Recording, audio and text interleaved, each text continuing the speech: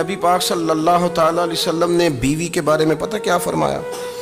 فرمایا جب تم نکاح کر لیتے ہو تو اپنا ایمان محفوظ کر لیتے ہو۔ اب میں اس کی شرح نہیں کرتا، اب خود کر لیجئے گا کہ وہ ایک ایسی شخصیت ہوتی ہے کہ جس کی موجودگی میں آپ کا ایمان محفوظ ہے۔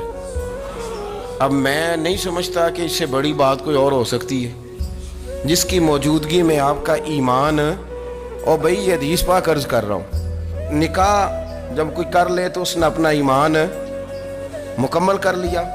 اس کا معنی یہ ہوا کہ آپ کا ایمان محفوظ ہے اس کی موجودگی میں۔ تو اس سے زیادہ بھی، یعنی ایمان سب سے قیمتی چیز ہے نا، تو اس کے محفوظ ہونے کی وجہ حضور نے نکاح بیان کر دی۔ اب میرا خیال ہے بی بی اگر کوئی اس سے بڑا حقوق مانگے گی تو بیوقوفی کرے گی۔ اتنا بڑا درجہ نبی کریم نے اسے عطا کر دیا، اتنا بڑا مقام دے دیا کہ تو خامند کے ایمان کے محفوظ ہونے کا ذریعہ بن گئی ہے۔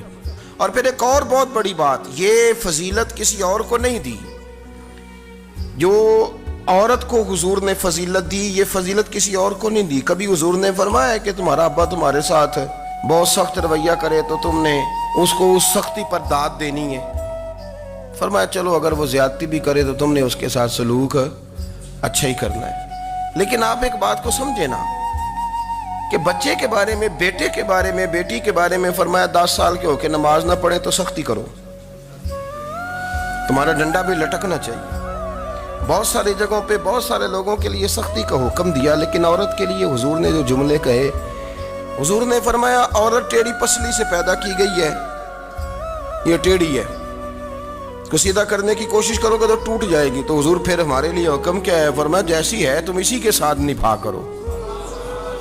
آپ سمجھیں کہ اتنا محفوظ حضور نے درجہ دے دیا بی بی کو، اتنا محفوظ کہ فرمایا غلطی بھی ہو تو میرے غلاموں تم اس کے ساتھ نبھا کرو، گزارا کر لو۔ کو کیا اور حق چاہیے عورت کو، جس کو اس کی غلطیوں سمیت نبی پاک نے قبول کرنے کا حکم دے دیا کہ اس کی کمزوریوں سمیت قبول کر لو۔ اب اس کو اور کیا، کوئی کمزوریوں سمیت قبول کرتا ہے؟ کبھی آپ دکان پہ بیٹھے ہو تو آپ کہیں بھی اس میں یہ بھی غلطی، میرے مال میں یہ بھی کمزوری ہے، یہ بھی کمزوری ہے، یہ بھی کمزوری ہے، تو کر لے قبول؟ کرتا ہے کوئی؟